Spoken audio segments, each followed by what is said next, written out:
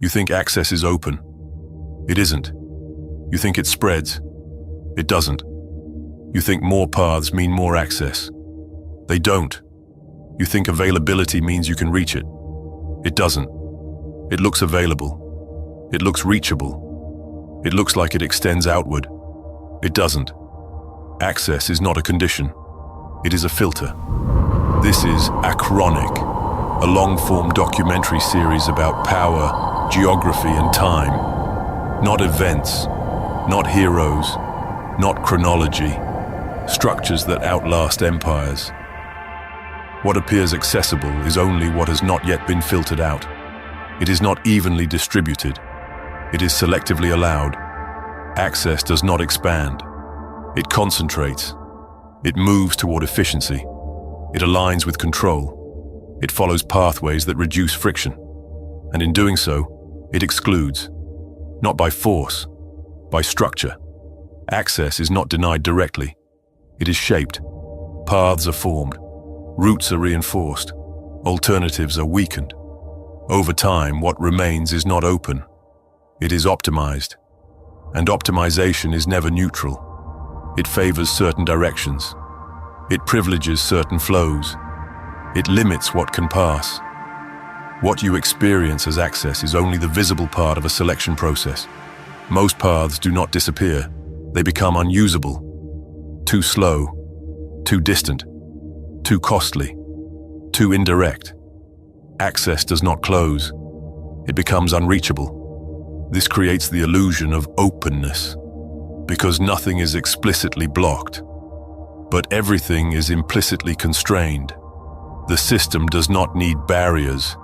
It needs preference, and preference becomes structure. Over time, movement adapts to these preferences. It aligns with what is easier. It avoids what is difficult, and gradually, access collapses into fewer paths. Not by force, by alignment. This is how systems organize movement, not by expanding possibilities, but by reducing them. Every new path does not increase access. It redistributes it. It shifts attention. It redirects flow. It creates new centers of movement. But in doing so, it abandons others. Access is never cumulative. It is competitive. Each new route competes with existing ones. Each new point of entry reduces the relevance of others. Each improvement removes alternatives. And over time, only a few remain dominant. These become the structure. Everything else becomes residual. Still present, but no longer viable. Still visible, but no longer chosen. Still existing, but no longer accessible. This is why access feels open at first, because options exist. But existence is not usability. Availability is not accessibility. Presence is not participation. Access is defined by what can be used, not by what exists. And what can be used is always limited.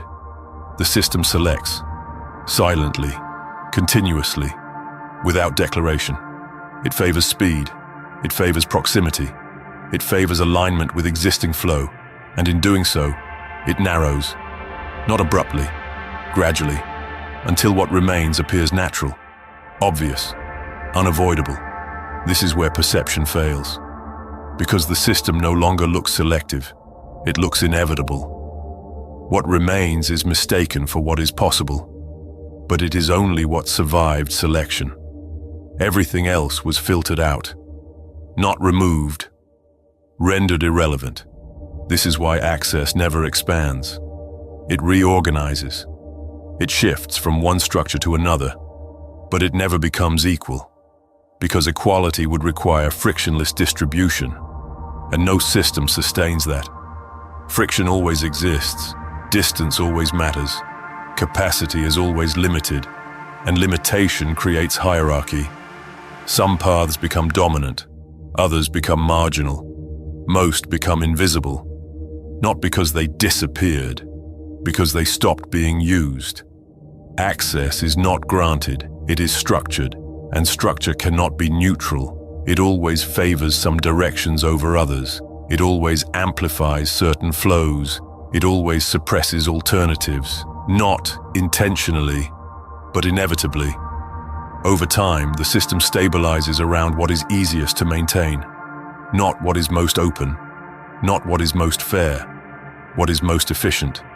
And efficiency compresses access into fewer nodes, fewer paths, fewer possibilities. Compression is not a side effect, it is the outcome. The more the system optimizes, the less it distributes. The more it scales, the more it concentrates, the more it connects, the more it filters. This is the hidden structure of access. Expansion creates selection. Selection creates hierarchy. Hierarchy creates limitation. And limitation defines what can be reached. This is why access feels abundant while becoming narrower, because visibility increases, but usability decreases. More options appear. Fewer can be used. This is not contradiction. It is progression. The system does not expand access. It refines it. It removes inefficiencies. It eliminates redundancy. It converges toward what works. And what works becomes dominant. Everything else fades. Slowly, silently, without resistance. This is why loss of access is rarely noticed, because nothing is removed at once. It is simply no longer chosen, and what is not chosen disappears from relevance. Not physically, functionally. The system does not close doors. It stops using them, and unused paths collapse. Not structurally, practically. This is how access disappears without being denied. This is how openness contracts without being restricted. This is how systems maintain the illusion of expansion, while continuously reducing what can actually be reached. This is where tension becomes visible, because what appears accessible begins to resist. It slows, it fragments, it becomes unreliable, not because it was removed, because it was deprioritized. Access decays before it disappears. It becomes inconsistent, then inefficient, then irrelevant. And by the time it is gone, it has already been replaced. You do not lose access. You align with what remains accessible. And what remains accessible is not stable. It shifts. It reorders. It excludes again. Every new structure repeats the same pattern. Expansion, selection, compression. Again, and again, and again. Access never escapes this cycle, because it is not designed to distribute, it is designed to organize. And organization requires difference, requires imbalance, requires unevenness. You do not move freely within the system. You move where access has been concentrated, and what you perceive as openness is only the current shape of that concentration, and that shape is already changing. And when it changes, what you thought was accessible will no longer be, not because it was taken, but because it was never distributed to begin with. And once you see that, access is no longer something you expect. It is something you recognize as temporary.